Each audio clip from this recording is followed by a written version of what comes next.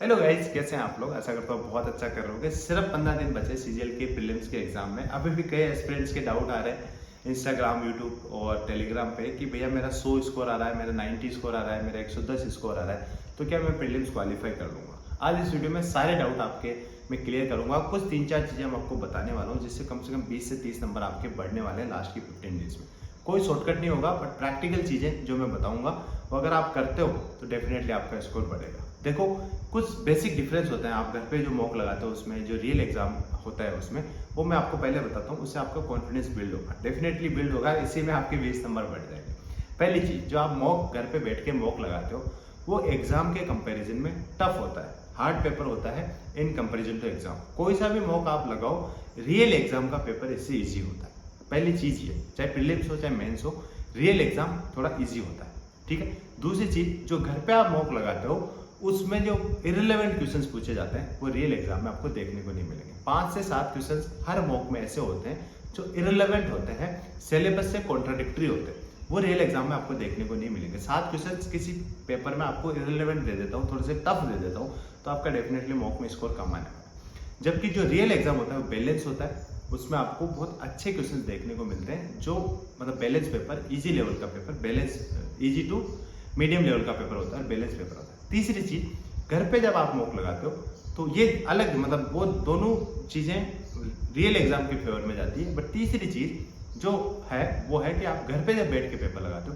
तो आप tension free रहते हो, कोई प्रेशर नहीं होता आपके पास, कामनेस होती है आपके पास। जबकि रियल एग्जाम में आप थोड़े से हड़बड़ाहट रहते हो, आपके पास एंग्जियसनेस होती है, प्लस थोड़ा सा प्रेशर आपके पास होता है, तो वहां पे डेफिनेटली थोड़ा सी घबराहट ज्यादा रहती है। बट ये है कि सेम सिनारियो के साथ रियल एग्जाम का पेपर अगर आपको घर पे दे दिया जाए, रियल एग्जाम का पेपर अगर आपको घर पे दे दिया सॉल्व करने के लिए, तो कम से कम 20 से 25 नंबर आप ज्यादा स्कोर करोगे उसी इन्वायरमेंट में, उसी प्रेशर फ्री होकर। आपको ऐसा नहीं बताया जाए कि रियल एग्जाम का पेपर है, आप घर पे मॉक की तरह अगर आप मॉक लगाते हो उसका, तो आपके 20 से 25 नंबर ज्यादा आ जाते हैं। ये मेरा पर्सनल एक्सपीरियंस है। जो रियल एग्जाम है, मैं कई सारे प्रीवियस ईयर के मॉक लगाता था। जैसे नॉर्मल मॉक में मेरे 140 130 आ रहे थे, प्रीवियस ईयर वाले में 160 170 स्कोर कर लेता था। वो होता है बैलेंस पेपर, बहुत ही अच्छा पेपर होता है। तो 3-4 चीजें वो कौन सी है जो आपको करनी चाहिए जिससे आपका स्कोर बढ़ने वाला है। पहले तो अब मॉक लगाओ। अब तक मॉक नहीं लगाया तो आपने मॉक कम से कम 15 दिन में 15 मॉक लगा लो।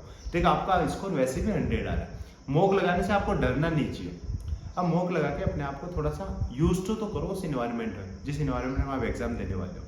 तो मॉक नहीं लगाए तो मॉक लगाओ। पहली चीज, मॉक कहाँ से लगाना है? आप फ्री मॉक मिल रहे कई प्लेटफॉर्म पे, टेक्स्ट बुक से आप मॉक लगा सकते हो। टेक्स्ट बुक पे फ्री मॉक भी है, वो भी ट्राई कर सकते हैं। अगर फ्री के अलावा आपको कुछ मॉक लगाने तो उनके पासेस भी आते हैं, जैसे प्रो पास है उनका, वो आप ले सकते हैं। मैं स्क्रीन पे डिटेल दिखा दूंगा, वो वाला लो, आप 15 मॉक टेस्ट लगाओ, क्योंकि मेंस में भी सेम पास आपके काम आने वाला है। तो अभी अंतिम बचत सेल चल रही है टेक्स्ट बुक की, जिसमें ईयरली टेक्स्ट बुक का पास भी मिलता है आपको, और ईयरली टेक्स्ट बुक का पास प्रो भी मिल रहा है आपको। 2 कैटेगरी है, दोनों ले सकते हो आप, दोनों में से किसी एक को भी ले सकते हैं आप।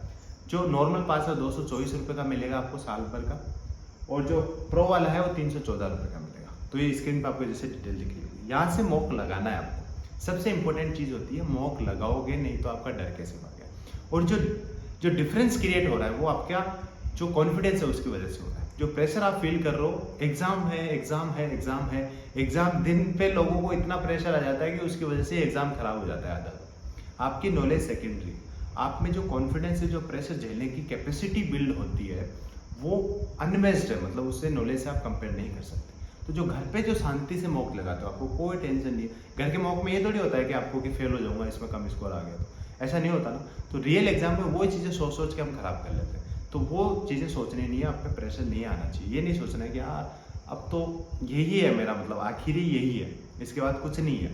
जो यही आखिरी है, जब ये आपके दिमाग में थिंकिंग आ जाती है ना, तो उस टाइम आपका एग्जाम खराब होना स्टार्ट हो जाता है। दूसरी चीज, अब जब मॉक लगा रहे हो आप, तो उसमें वो चीजों पे एनालिसिस पे फोकस करना है आपका। 15 दिन बचे, you can not do each and everything.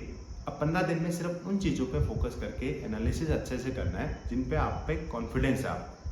जैसे मान लो कि 100 चीजें हैं, 100 क्वेश्चन आ रहे हैं प्रीलिम्स में, 100 चीजें मान के चलते हैं। 100 चीजें हैं तो 100 पे 100 पे आप कॉन्फिडेंट नहीं होगी। 100 पे 100 कॉन्फिडेंट होते तो आपके 100 नंबर या 90 नंबर या 110 नंबर नहीं आते, ज्यादा आते ना। अभी आपके 60-70 चीजों पे ही कॉन्फिडेंट है। तो जब आप एनालिसिस कर रहे हो तो उन 60-70 को अच्छे से एनालिसिस करो। ऐसे मान के चलो कि 70% ही सिलेबस करके जाऊंगा, बट उस 70 में कम से कम 65% स्कोर करूंगा। 65% जब आप स्कोर करते हो तो 130 नंबर तो वैसे ही बन गया, 130 से ज़्यादा कट ऑफ नहीं जाने वाले, रेस्ट एश्योर्ड हो। तो जिन टॉपिक्स में आपका आप कॉन्फिडेंट हो, कॉन्फिडेंस आ रखा है जिन टॉपिक्स में, उनको अच्छे से एनालिसिस करना है, उनको एनालिसिस करना है, फाइंड आउट करना है कहाँ पे आप मिस्टेक करो। 15 दिन में इतना ही कर सकते हो, ईच एंड एवरीथिंग आप नहीं कर सकते। जिन टॉपिक्स में आपको कॉन्फिडेंस है उनको अच्छे से करके। अब जो तीसरी चीज़ मैं बताने जा रहा हूँ वो जो मैंने स्टार्टिंग में बताई वही है, आपको प्रेशर फील नहीं करना है। ऐसा नहीं है कि आप 110 स्कोर यहाँ पे कर रहे हो तो आपका प्रीलिम्स से निकलेगा। 110 प्लस 20 130 नंबर आपका आराम से स्कोर आ जाएगा। कंडीशन बिंग जो घर पे आप चिल एनवायरनमेंट में पेपर देते हो वैसे ही पेपर दे के आ रहा है। कई एक्सपीरियंस मैंने देखे हैं मेरे खुद के रिलेटिव में, मेरे जो क्लोज फ्रेंड्स हैं उनमें, जो बहुत अच्छी नॉलेज रखते हुए भी अच्छा पेपर करके नहीं आ पाए, क्योंकि वो वहाँ पे हड़बड़ा जाते हैं और कुछ बहुत सारी चीज़ें सोच के रख लेते हैं वो, यार कि ये आखिरी एग्जाम में मेरा नहीं हो पा रहा तो क्या करूँगा, मैं ये करूँगा वो करूँगा। उस टेंशन में आपका एग्जाम 100% खराब होगा।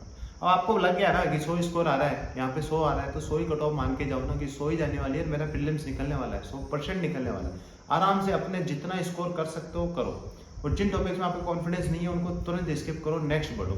जो आता है उसमें से बिल्कुल नहीं छोड़ना है, बिल्कुल गलत नहीं करना है, ठीक है।